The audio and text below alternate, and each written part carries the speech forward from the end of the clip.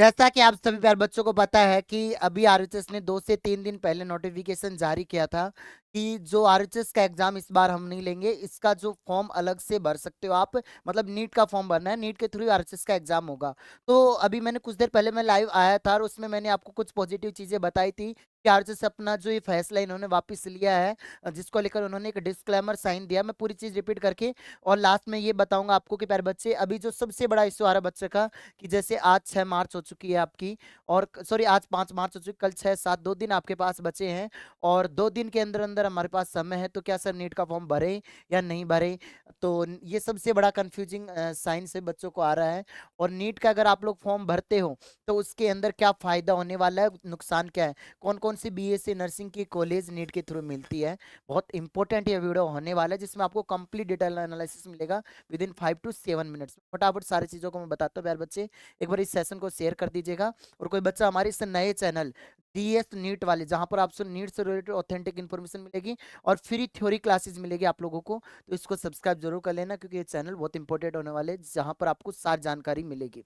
ठीक है dear students, तो ये एक बार मैं आपसे प्यारे बच्चों को, जैसा कि आपने थोड़ी देर पहले मैं लाइव आया था, हम सीधे पहले मैं तो आरएचएस की वेबसाइट पे जाता हूँ। आरएचएस की वेबसाइट पे जब हम जाते हैं प्यारे बच्चे, तो यहाँ हमें एक पॉजिटिव साइन देखने को मिल रहा है। वो ये है कि नोटिफिकेशन फॉर एडमिशन प्रोसेस 2026 यहाँ लगा दिया इन्होंने डिस्क्लेमर का साइन।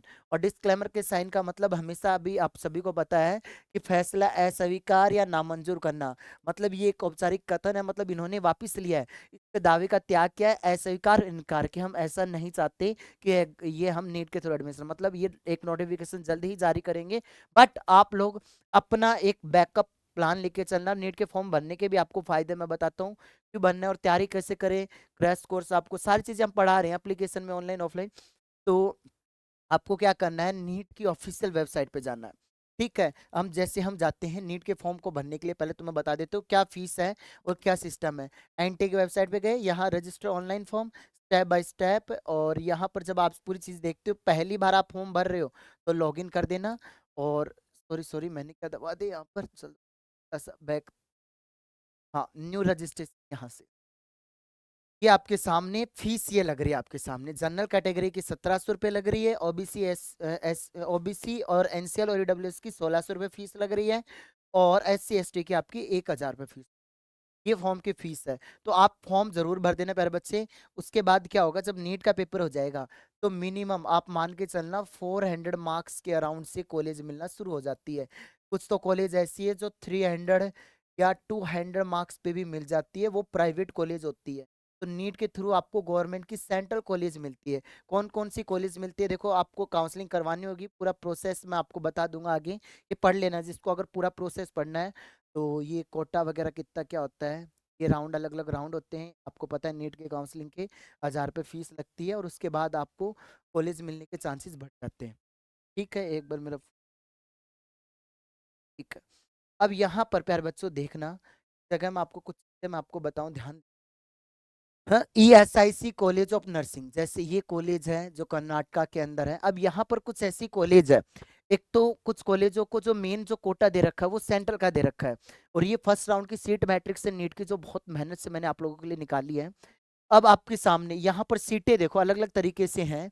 एक तो कोटा जो आपके सामने, एक तो कोटा है ऑल ओवर इंडिया का कोटा है, और एक आपका स्टेट का कोटा का मतलब स्टेट की कोटे की सीट है, बाकी इस स्टेट की होगी, जैसे 85% कर्नाटक तो उसकी, 15% अदर स्टेट की, दिल्ली का तो दिल्ली वालों कोटा। अब जैसे यहाँ पर एक कॉलेज है LHMC, ठीक है, यहाँ पर इसकी बीएससी नर्सिंग ऑल इंडिया का कोटा है। वो कितनी सीटें ऑल इंडिया की, 59 सीट्स के आधार पर।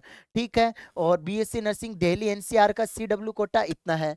और इसके बाद जो बीएससी नर्सिंग अलग अलग कॉलेजों के अलग अलग, जैसे ऑल इंडिया का कोटा सबका अलग अलग लिख रखा है, अलग अलग सीट है। तो कुछ ये कॉलेज हैं, जैसे नर्सिंग RK कौन, RC कौन, ये आपके नर्सिंग तो सफरगंज हॉस्पिटल के अंदर हैं। ये सारी कॉलेजें हैं जो नीट के थ्रू अपना एडमिशन की प्रोसेस करती हैं।